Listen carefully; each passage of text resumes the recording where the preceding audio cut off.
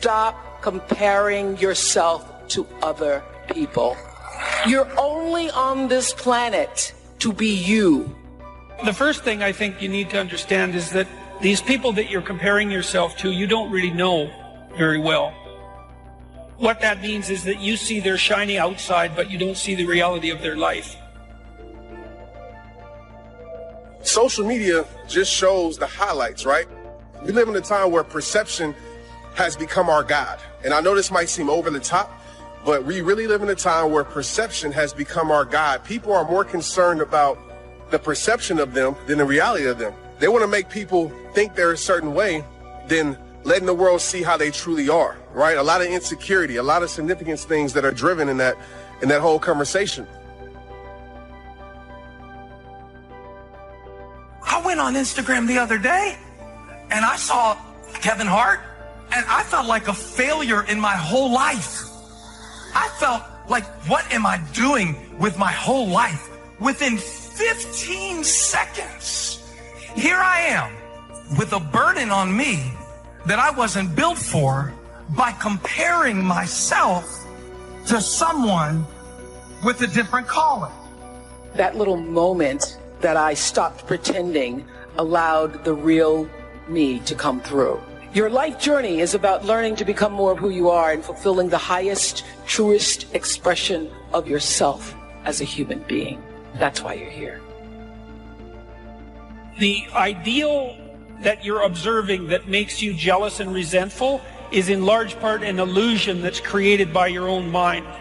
You have to be careful of what you're jealous of because you don't really know what it is. And then the other thing that's kind of useful is to understand that you're different from everyone else. You see the person traveling the world, you see the person making moves with their life, all these things, and instead of those things inspiring us, sometimes, it discourages us because it makes us think that we aren't where we should be. And I think that's one of the biggest mistakes that we can make is comparing our lives to other people's lives, because you have to understand something. Your journey is your journey. We all have different paths in life, and the more we compare our journey to other people's journey, the more we appreciate our path of our lives.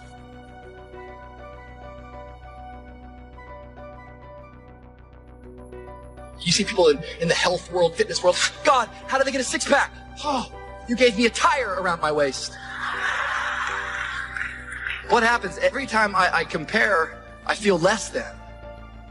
Never compare your becoming to someone else's becoming. Every time I compare myself to someone else, I'm always going to lose my way. Because the gap that God is filling in my life is not the gap between me and you, but rather the gap that God is filling in my life is who I currently am and who He's calling me to become.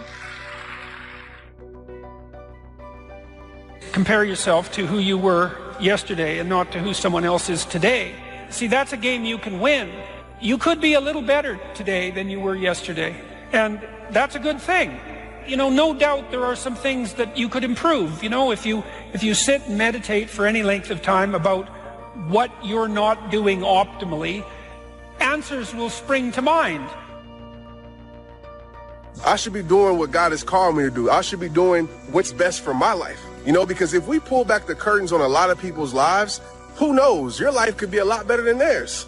You might be thanking God that you're not in their shoes. You're wishing to be in their shoes, but once you get in their shoes, you realize that their walk, their path, their journey is a lot harder than yours. And what they were showing you was just something that you can perceive to be great, something that you can perceive to be good, something that you can perceive to be successful. We live in a world full of fakeness.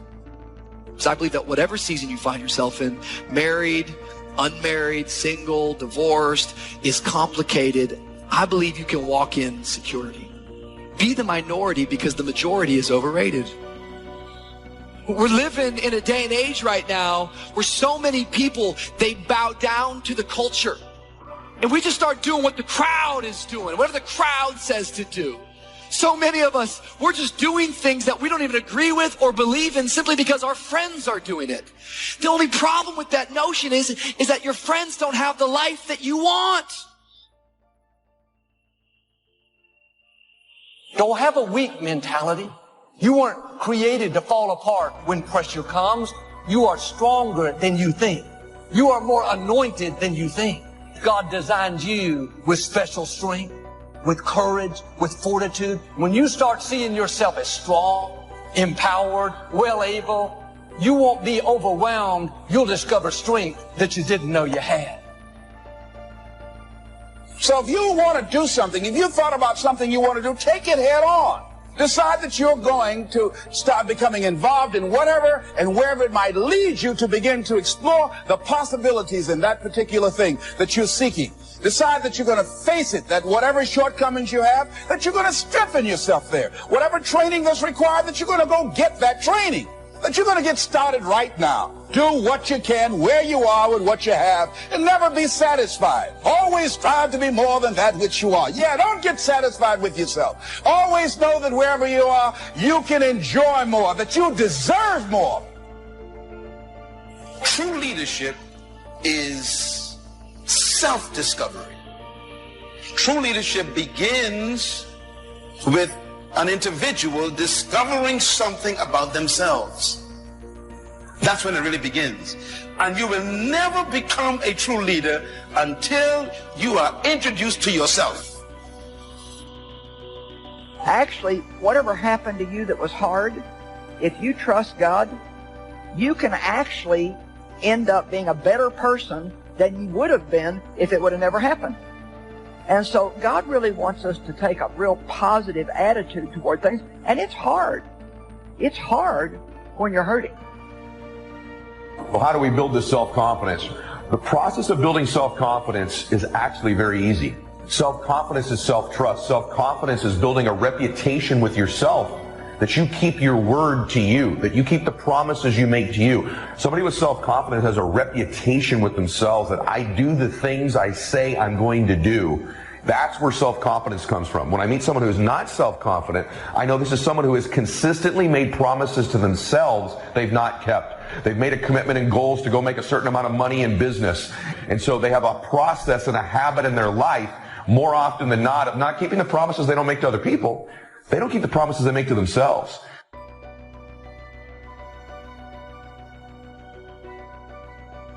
You are stronger than you think. You're letting the situation overwhelm you. You think it's unbearable, but I'm here to tell you, you've got what it takes. You're courageous, you're talented, you're favored, you're well able. You weren't created to survive, but to thrive. When things that should be unbearable, you've tapped into strength that you didn't know you had. You still accomplish great dreams. Don't go your whole life and never discover what's in you. You are stronger than you think.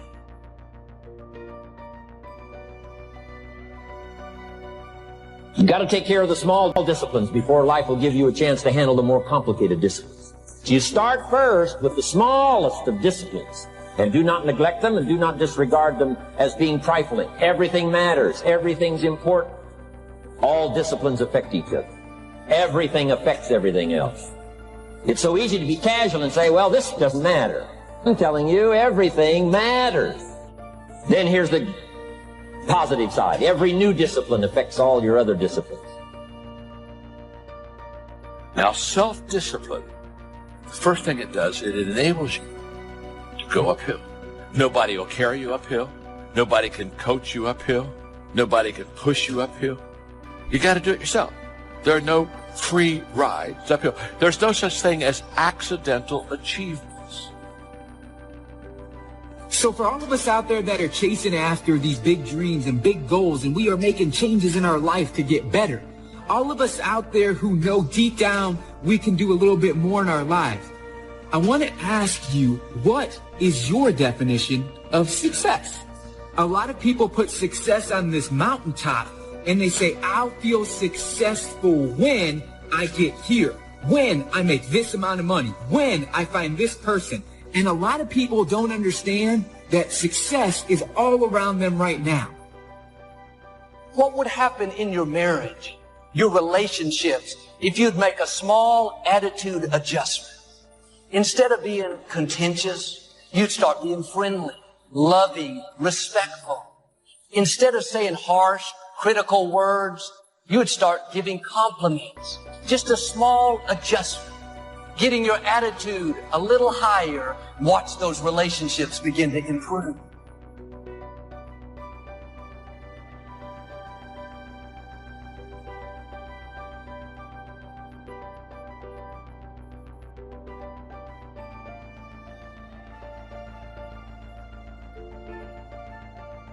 Or maybe you've had bad breaks. Life hasn't treated you fair. And it's easy to get sour. That's a nose down attitude. You're choosing the direction you're going to go. Why don't you tilt it a little nose high? Yes, it was unfair, but I know God is my vindicator. Step up your activity level. Step up your labor level. Go for the disciplines, the smallest of disciplines, the least of disciplines. If you'll be faithful, if you'll be disciplined when the amounts are small, we'll make you a ruler, give you a position of authority when the amounts are many.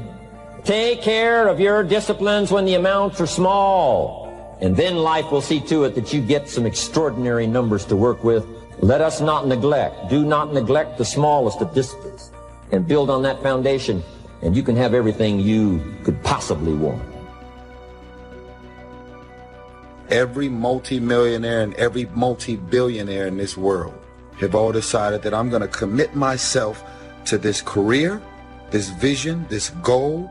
No parties. They're going to call you names. They're going to say you're corny. They're going to call you a square. Those are the characteristics of a champion. Those are the characteristics of someone that have said that I have decided that I'm going to create a shift in this universe. Don't ask for better seed and soil. All you got's what's available. Don't curse what you got. Don't wish it was easier. Wish you were better. Don't wish for less problems. Wish for more skills. Commit yourself to learning so that you can get smarter for the days ahead. Those that do the work get the pay. Don't violate the conclusions of your own philosophy by not executing and taking action. Managing my mind is actually the key to peace and the key to happiness. An unmanaged mind leads to tension. A managed mind leads to tranquility. An unmanaged mind leads to pressure. A managed mind leads to peace. An unmanaged mind leads to stress. If you don't manage your thoughts, you just let them go all over the place. You don't ever even try to control your mind and the way you direct your thoughts.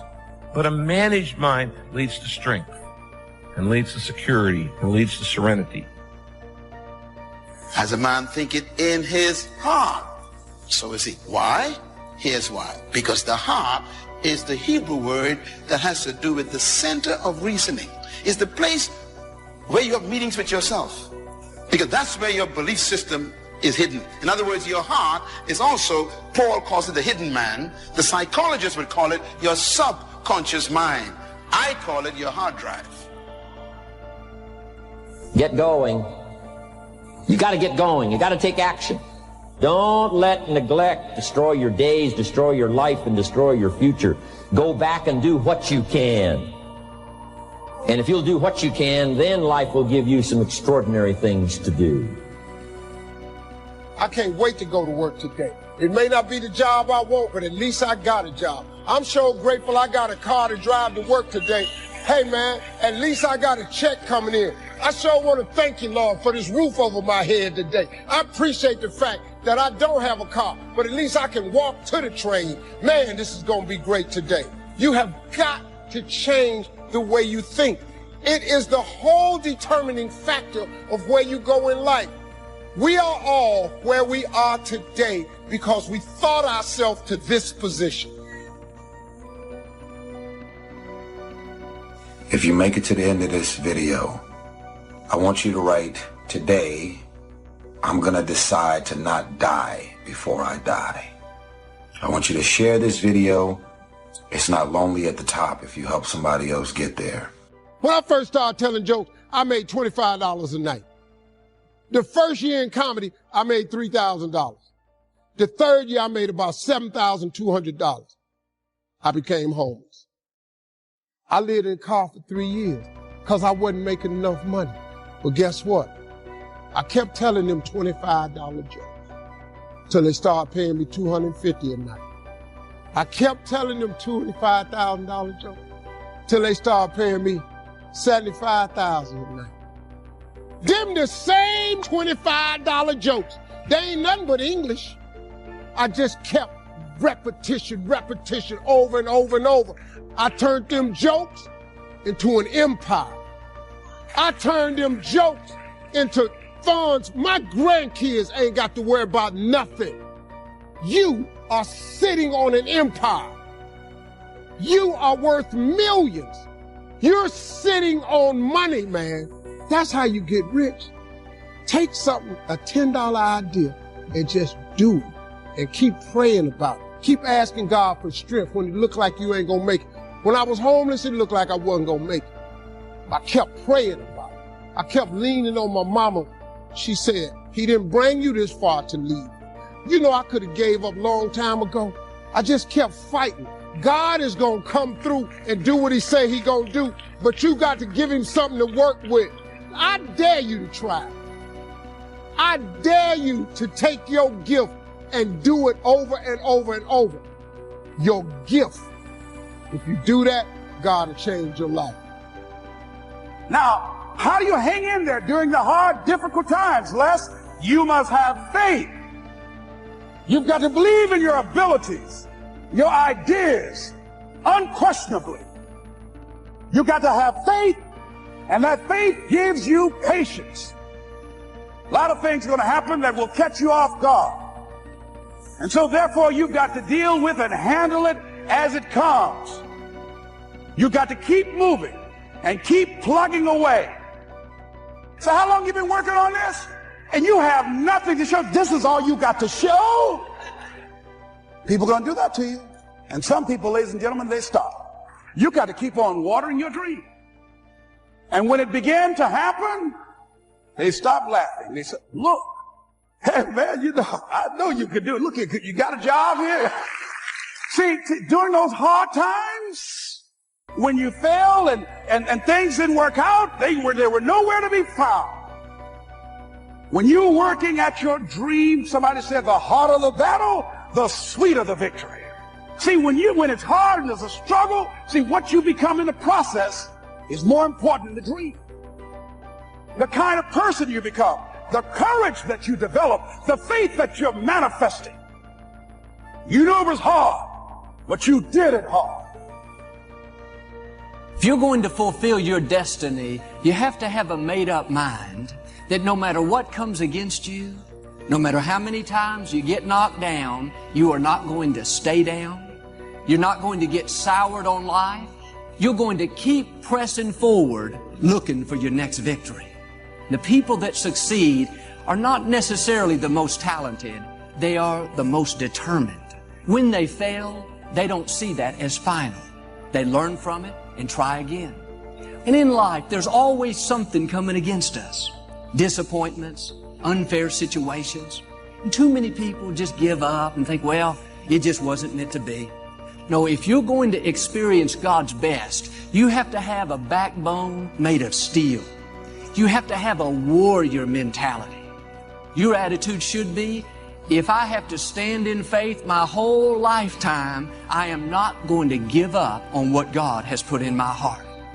When you have your mind made up that you're going to outlast anything that comes against you, then no person, no setback, no betrayal, all the forces of darkness cannot keep you from your God-given destiny. God did not create us to give up when it gets hard. He made us as more than conquerors. You have victory in your DNA. You've been anointed to make it through difficult times. No matter how long it takes or how difficult it is, when it's all said and done, you'll be able to say, I'm still standing. I've still got a smile on my face. I know I am a victor and not a victim. The right spirit is to say, yes, I'm having some big challenges, but I know I serve a big God. So I'm not going to sit around depressed and defeated, thinking about what didn't work out. No, I've got a destiny to fulfill. I know I've been armed with strength for every battle. That's a right spirit.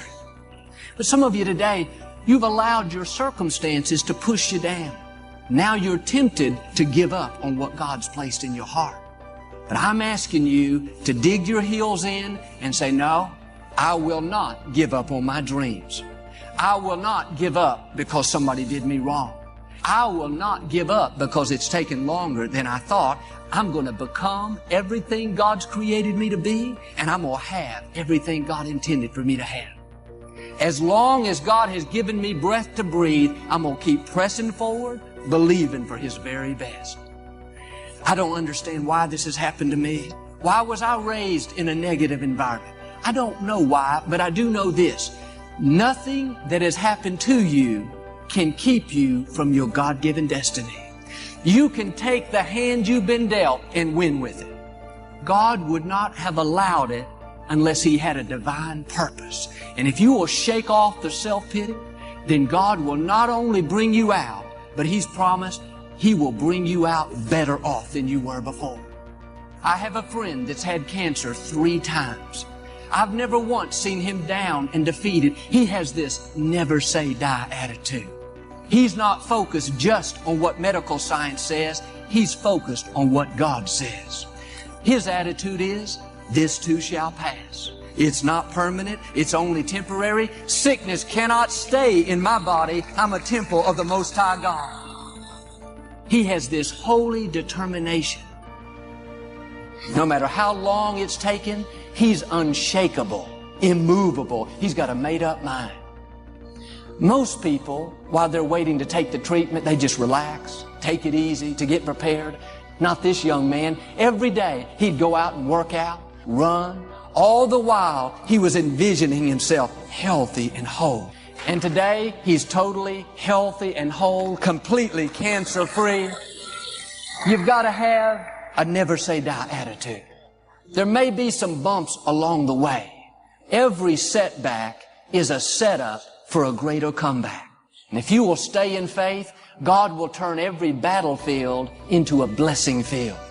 You may be in tough times right now, but don't let that cause you to get sour. Don't blame God and think, why is this happening to me? Look that obstacle in the eye and say, you have met your match with me. I've got victory in my DNA. I will not quit. I will not start complaining. My report is this too shall pass. A new season is coming your way. Winter always gives way to spring. A brighter season is right around the corner. Don't give up on a dream just because you don't see anything happening and it looks dead. Your new season could start tomorrow. You could see things start to blossom in your life this coming week. Things take off in your finances, in your health. Your strength comes back. You feel good once again. What happened? The season changed. Looked like it was never work out, but you stepped into a new season.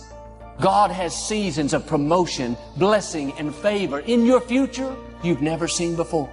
Now you've got to do your part and get in agreement with God. Anybody can quit. Anybody can get discouraged because it's taken a long time. But it takes a man or woman of great faith to say, it looks like my dreams have died, nothing is going my way, but I am not moved by what I see. I'm moved by what I know. I know I would not have breath to breathe if God didn't have another victory in my future. You can't allow the setbacks of life cause you to get numb and become indifferent. The right spirit says, this may be difficult, but I know I've been armed with strength for every battle. Life may have treated me unfair, but I know God will pay me back for every injustice.